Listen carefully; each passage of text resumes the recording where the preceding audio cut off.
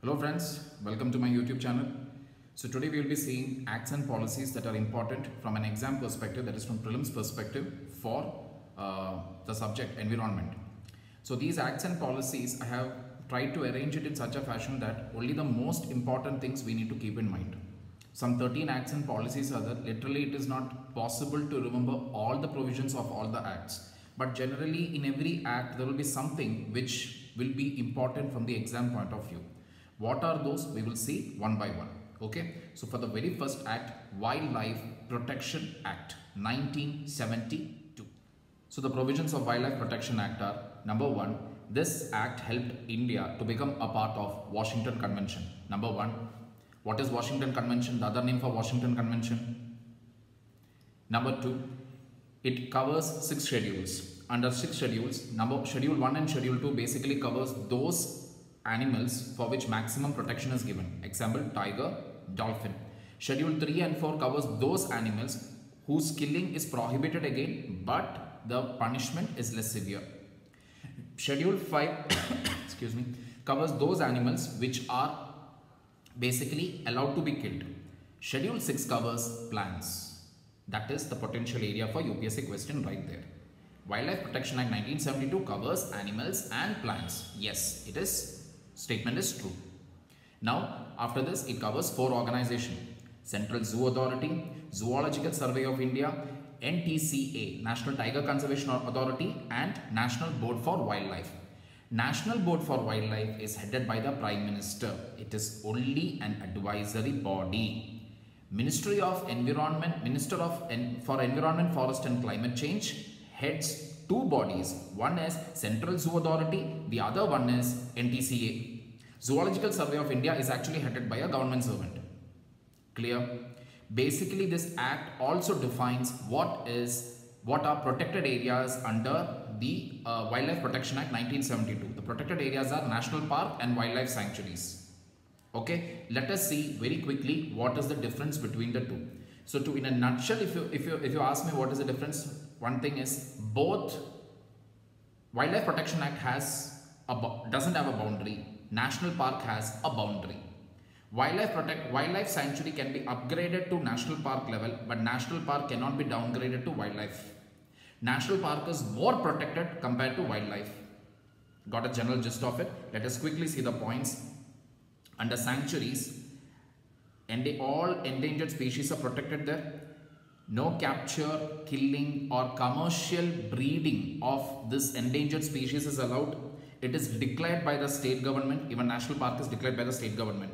Very limited human activity is allowed in terms of it is open to public but only with escort. You would have seen videos and all where people sit in this open jeep and they go through these wildlife sanctuaries, etc. Here it is allowed. Boundaries are not defined or fixed, and the chief wildlife warden controls, manages and maintains the sanctuaries. Chief Wildlife Warden for Wildlife Sanctuary. Keep that in mind. National parks, again, it is notified by the state government. It has a defined boundary. No human activity is permitted. Grazing or private tenurial activity is also not permitted. Whereas in wildlife sanctuary, little bit of grazing, etc. is allowed. Okay. Then you have conservation reserves and community reserves. Conservation reserve simply means these are declared by the state government after consulting with the local community. When you talk about community reserve also, these are also declared by the state government after consultation with a community or a private individual. Now, what is the reason for this? Supposedly, there is a wildlife sanctuary and there is a national park, and between this there is an area. That area needs protection. So that area, that is generally declared as either a community reserve or a conservation reserve, depending upon this thing, and after an agreement with the private individual, or if it is a community that is responsible, that means after the consultation with the community. Last thing is Tiger Reserve. Tiger Reserve is declared on the recommendations of the National Tiger Conservation Authority. Clear? Understood so far? So this is in a nutshell Washington Convention. 6 schedules are there, 4 bodies are there, 5 reserves are there, 5 types of protected areas are there: wildlife sanctuary, national park, then you have conservation reserve, community reserve, tiger reserve. Wildlife Protection Act 1972 is over. Moving on to the next act, which is Environment Protection Act 1980. Basis starts, or it takes its emphasis everything from the UNCHE conference which took place in Stockholm in the year 1972. Got it? So from there only everything has evolved out, especially following the UNCHE conference of 1972. Water Prevention and Control of Pollution Act in 1974 was passed. Then Air Prevention and Control of Pollution Act was passed in 1981. After that, you had the Bhopal gas tragedy in 1984 and EPA comes out in 1986. So understood the sequence now? UNCHE 1972, Water Prevention and Prevention of Pollution Act, then Air Prevention Pollution Act, then you have Bhopal gas tragedy, then you have EPA. 1972, 1974, 1981, 1984, 1986. Clear? Now what is the significance of this act is that this act clearly defines what is an environment. It gives plenal powers to central government. Then it has got a citizen suit provision. Citizen suit provision means I need not prove my locus standi. I can go to the court and file a petition there that a particular environment is getting destroyed or a particular lake is getting destroyed and revoke the relevant provisions of this act. That is its biggest advantage. Alright, full power is given for the central government and it acts as an umbrella for the central government. So remember this, National Park, Wildlife Sanctuary, state government, everything to do with EPA, it is a central government. Central government has supreme powers here. Anybody can go and file a PIL in the court. As far as environmental destruction is concerned, you need not prove your locus standi because of the citizen suit, SUIT provision inside EPA. Now before we move on further, let us very quickly see what is the main provision of Water Prevention and Control of Pollution Act 1974, which was later amended in 1988. Basically, it led to the establishment of State Pollution Control Board in state and Central Pollution Control Board in center. Remember that? Second, next act, Air Prevention and Control of Pollution Act 1981, which was amended again in 1987. It is very much similar to the Water Act of 1974. It expanded the authority of the State Pollution Control Board and Central Pollution Control Board, which was already set up back during the Water Prevention and Control of Pollution Act. Then power of SPCB, that is State Pollution Control Board, has been expanded a little more. And important thing, amendment has included noise pollution. Remember that. So these are the two major things. So understand. So once again, 1972 UNCHE Stockholm. Then you have Water Pollution Act coming, which set up SPCB and CPCB. Then you have Air Pollution and Prevention Act, in which SPCB and CPCB's powers were expanded and into which noise pollution was also included. Then you had Bhopal gas tragedy in 1984, and after that you have EPA in 1986, which defined citizen suit, environment, no need of locus standi, central government has maximum powers. Clear? Easy to understand. Shall we move on to the next act, which is National Forest Policy Act of 1988. Now, National Forest Policy of 1988. Now, generally, if you start reading that policy also, you will see that, okay, you have to put more trees, you have to plant more trees, afforestation initiative, that initiative, this initiative. It will be easy to remember and understand because those are like, obviously it is related to forest, means you will have to plant trees. Anybody will be able to guess it. But within that provision, two important clauses are there. One is to do with soil erosion, other is to do with the sand dunes in Rajasthan. Yes, you heard me right, sand dunes of Rajasthan. That is the interesting point here. Now that is the potential area where UPSC can ask a question. These are the two things only that you have to remember from that act. It covers soil erosion also and it covers sand dunes of Rajasthan. I will read out the provision clearly to you. To check soil erosion and denudation, to check the extension of sand dunes in desert areas of Rajasthan and coastal tracts. Got it? Those two things only you remember from National Forest Policy. Soil erosion and sand dunes of Rajasthan and the coastal areas. Finished.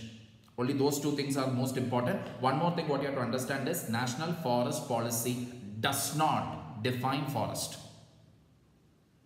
Does not define forest. Keep that in mind. So it does not define forest. It covers Rajasthan sand dunes and coastal tracts. It also talks about soil denudation and soil erosion. Easy enough, right? Simple. So moving on to our next act, which is Biological Diversity Act of 2002. Biological Diversity Act 2002. Now when I say biological diversity, immediately one thing that should come to your mind is the Convention of Biological Diversity, which came about in the year 1992 after the Rio Earth Summit.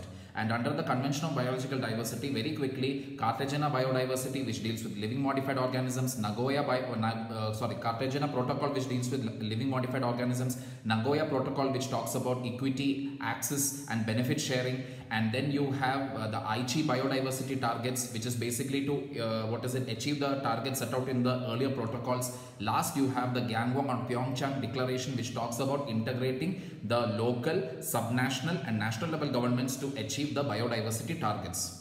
Clear? This particular act, Biodiversity Act of 2002, was also set up to achieve the goals of CBD, that is Convention on Biological Diversity. Alright, basically it sets up a national biodiversity authority at the national level and also a state biodiversity board at the state level, National and State Biodiversity Fund and Biodiversity Management Committee. And if you arrange it, NBA, SBB, National Biodiversity Management Committee, 3 levels, integration it is. Clear? NBA for the national level, SBB for the state level and Biodiversity Management Committee at the local level. Got it? Now within that again, NBA will also cover what? The union territories. SBB will take care of state. Biodiversity Management Committee will take care of the local level. Important thing is anybody, any foreigner, if I am a foreigner, I want to come and do research on an indigenous product or a plant here in India, I should take the prior approval from whom? NBA. Number 2, if I am a local, I know something with regard to, let us say, Arogya Pacha. Again, I'll take that same example. Arogya Pacha has got multiple health benefits. I am aware of it. I want to sell this knowledge or I want to share this knowledge to a foreigner also. Even then I have to take a prior approval. In case I want to apply for IPR, intellectual property rights, again I will have to take approval from whom? NBA. Clear? So the whole purpose of this act itself is what? To protect biodiversity, protect indigenous knowledge, see to it that any particular living modified organism is not being introduced into India or any of the indigenous knowledge is not going into the hands of foreigners. Those are the ideas behind it. So basically it gives full strength to what? Cartagena as well as the Nagoya Protocol. Understood? That is what it is. Now within this you have to understand one thing. Wides and Huckins are exempted under the provisions of this act. What are Wides and Huckins? Wides, V-A-I-D-S, Huckins, H-A-K-I-M-S. Now these two categories of people, they basically practice local medicine. They give Vaidyar, etc. What we say in the local language, southern language. Huckins, etc. They practice the traditional form of Indian medicine where they generally tend to, for example, let's say Tulsi plant is generally the leaves of the plant are taken and put along with coffee and given when people have cold, cough, fever, etc. Like that, there are many plants out there whose, the juice that you get out of the leaves, the extract that you get out of the leaves from the leaves can be used as a remedy for any disease. So these people are exempted from the provision of this act. Alright, and from the National Biodiversity Fund, funds are transferred to the State Biodiversity Fund. That's it. So NBA, SBB, Biodiversity Management Committee, NB Fund, that is National Biodiversity Fund, State Biodiversity Fund. Wides and Huckins exempted, giving emphasis or giving weightage to the Convention on Biological Diversity. Cartagena, Nagoya, Aichi, Gangwon Declaration. Done. So clear till there. Now what we are going to see is a little additional points to it, which you will be already knowing, which I have already told you, but I'll just give it to you in a little more elaborate detail. That is BMC, I told you, right? The Biodiversity Management Committee. Now the Biodiversity Management Committee is constituted by the local body.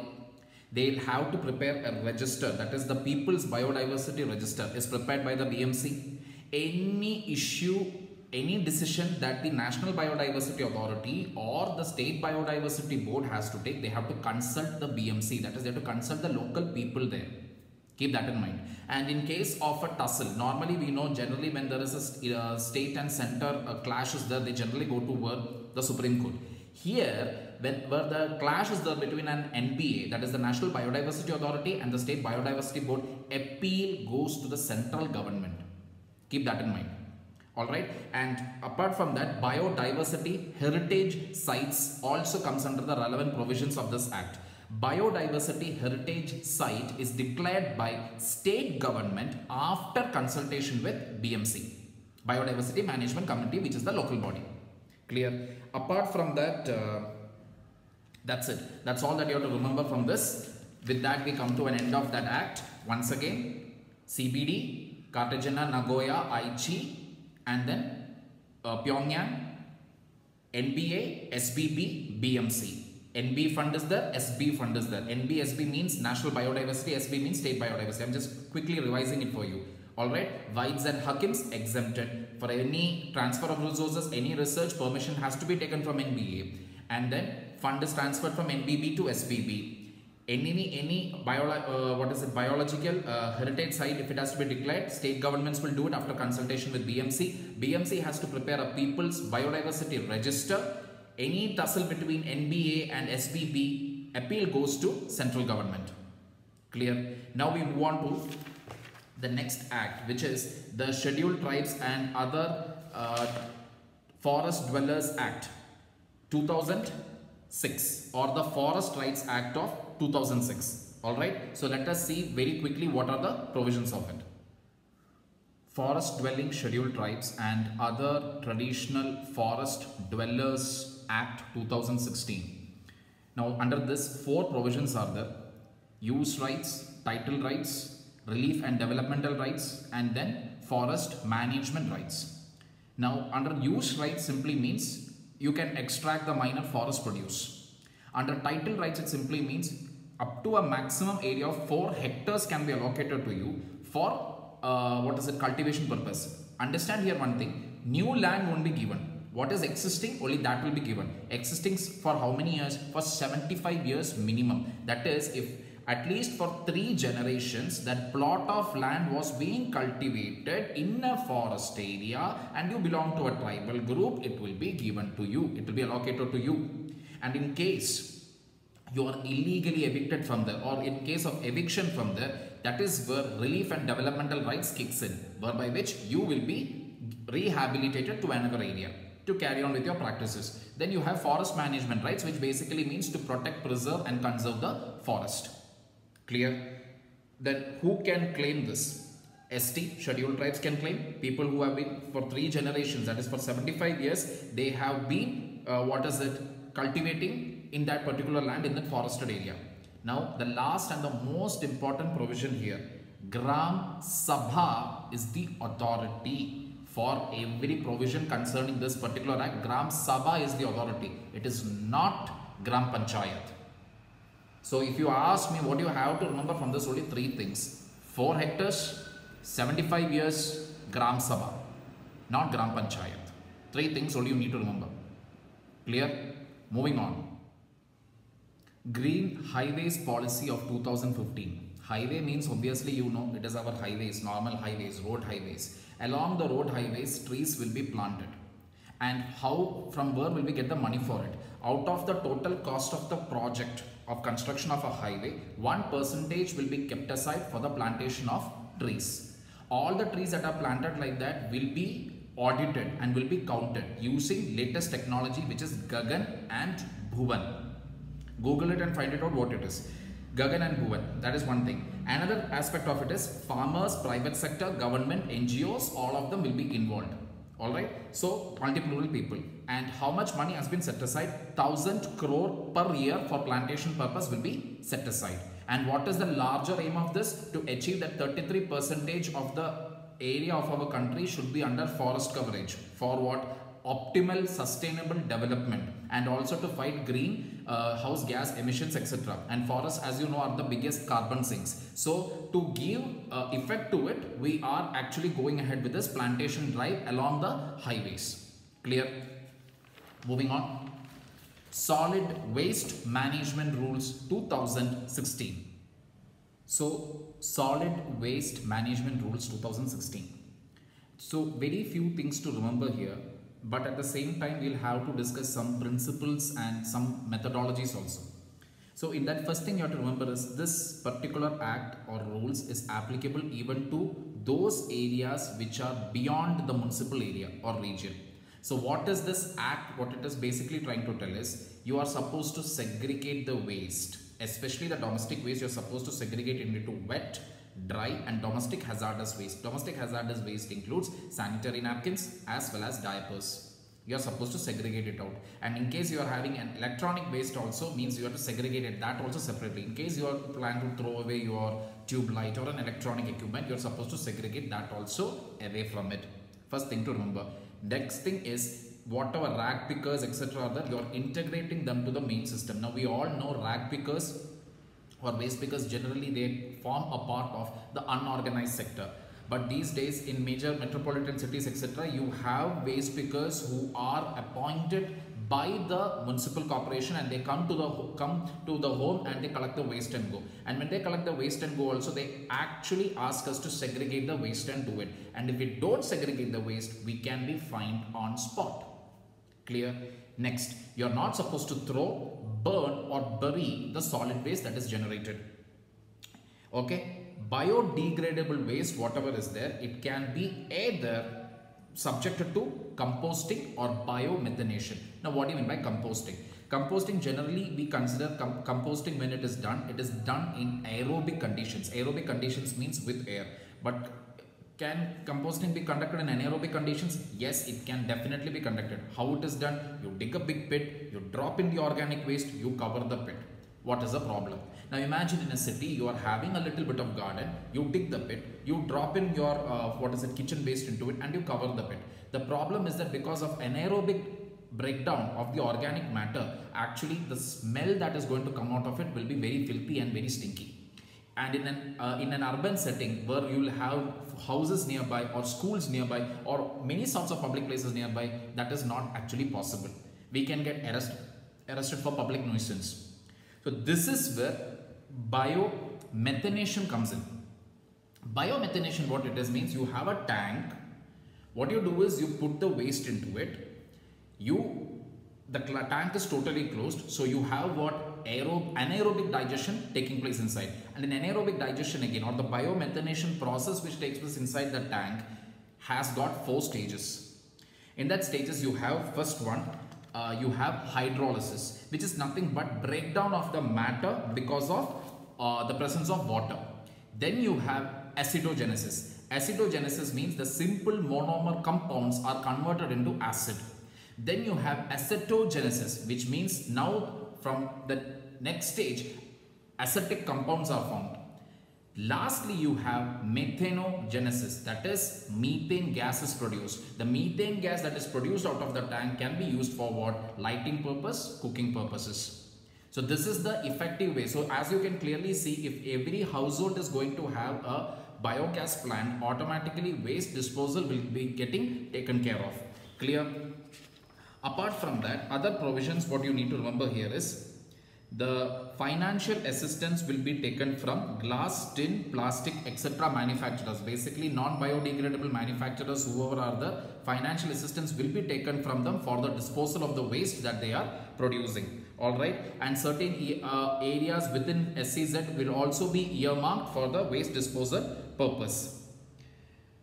Alright, so construction of landfill on hill to be avoided. Landfill, as you know, you have an open land or you dig a pit and you start dumping the waste, and if you go to Mumbai regions etc., you can clearly see the landfills are started becoming looking like mini hills or mountains. So those things, clear?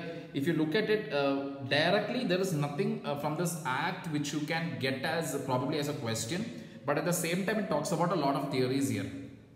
Alright, so that is what it is. And it also talks about utilizing refuse derived fuel. Refuse derived fuel means from the waste you are deriving the fuel out of it. So what you have to understand from this act here is this act basically talks about how from the waste that we are generating, how to generate fuel out of it and how to make money out of it. Alright, and that is why it has a concept called as waste to wealth, which talks about recovery, reuse and recycle. Alright, these are the general provisions in total, that is waste segregation, integrating the rag pickers, waste to wealth concept, biomethanation and composting, financial assistance from glass non-biodegradable manufacturers, refuse derived fuel, etc. And construction of landfill should be avoided in hilly areas. All right, moving on to hazardous waste management rules. Hazardous waste management rules, nothing great in it. I'll just read it out to you. It prohibits the import of solid waste into the country. All right, and it provides exemption to exporters of silk waste and exemption to electrical and electronic assemblies and components which are manufactured and exported from India. So the purpose of the hazardous waste management rules is we are not going to import any hazardous solid waste into the country. That is the whole idea behind it. Clear? Because earlier it was China. Into China people used to send in all the hazardous waste, the developed nations especially. And later when China slowly started stopping it, in India market started opening up. So the purpose of this act is to prevent such thing. Alright. Moving on to Biomedical Waste Management Rules of 2016. We will see that. So friends, Biomedical Waste Management Rules, actually 2016 it is, but amendment has come already, which is 2018. From amendments, the 2018 amendments when compared to 2016, much of a difference is not there. Only with that in some cases a date has been given in 2018 amendment that from this date, March 27th, 2019 onwards, some changes has to be made within the way how biological waste is disposed of. So first thing what you have to understand here is biomedical waste management rules have now classified biomedical waste into 4 categories. Which are those 4 categories? Untreated human anatomical waste, animal anatomical waste, soiled waste, and biotechnology waste. Soiled means dirty. You know, it could be the human body related waste it is. Okay, so 4 wastes: untreated human anatomical waste, animal anatomical waste, soiled waste, and biotechnology waste. 4 things. These are the 4 categorization. Number 1, which and all type of waste won't come under it. 6 type of waste won't come under it. Number 1, radioactive wastes which are covered under the Municipal Solid Waste Act. Hazardous waste, hazardous microorganisms, then lead acid batteries, and e-waste, electronic waste.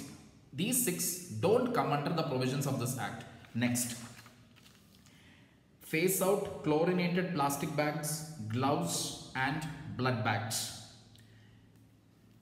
Apart from that, pre-treatment of laboratory waste, microbiological waste, blood sample waste, and blood bags has also to be done before it is disposed of. State government should provide land for setting up of a biomedical waste treatment plant or incinerator, and where such incinerators or biomedical waste plants are there within a 75 kilometer distance, there in such areas people are not supposed to have any separate waste plants. Clear? That is already within a 75 kilometer distance you have a biomedical waste plant, means you will go there and dump your biomedical waste. Clear? And this, another important provision of this particular act is it talks about the dioxins and furans. Dioxins and furans are nothing but persistent organic pollutants which have already been covered under the Stockholm Convention for persistent organic pollutants. So when is dioxin and furans released into the environment? So understand one thing, dioxins and furans are not naturally produced, are not produced in the environment directly. They are produced as a result of certain chemical reactions or mostly as a secondary product. So these are generally released by incinerators when biomedical wastes are burned inside it. So it has not been banned under it, but a limit has been set that only so much and so much of dioxins or furans can be released. Clear? So that is what it is. Apart from that, a barcode system has been introduced for biomedical waste. This is just to see to it that to make tracking etc. easier. Clear? Next we come to the e-waste management rules. Under the e-waste management rules 2018, all mercury related products has been included under it. Mercury related product, when I say about it is the mercury related, it is the CFL and mercury containing lamps. Producers come under the extended producer responsibility. That is, whoever is producing an electronic item, he or she is responsible for what? The disposal of the waste also. Various producers can have a separate producer responsibility organization. There is a deposit refund scheme with regard to electrical and electronic goods. That is simply means if I buy a phone today and I will be paying a certain amount of money for its disposal, of this phone after 3-4 years later. 3-4 years later, when I go and give this phone back to the company, they will give me the amount back which I had paid initially. That is what deposit refund scheme is about. So there will be a certain amount of money that will be taken from you at the time of purchase of what, an electrical or an electronic component for its waste disposal. Then urban local bodies, no surprises there, have been assigned to what, collect and channelize the waste collection from 2017-18 onwards. The decision has been taken where 10% of e-waste will be collected every year. From 2017-18, 10% will be collected, and every year there will be a 10% increase in the waste collection, and from 2023 onwards 70% of the waste generated shall be collected by whom? The urban local bodies itself.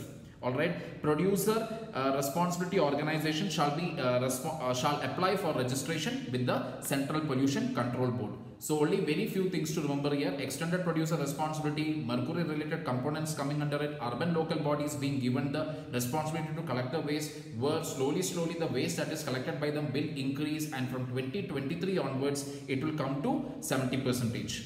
Clear?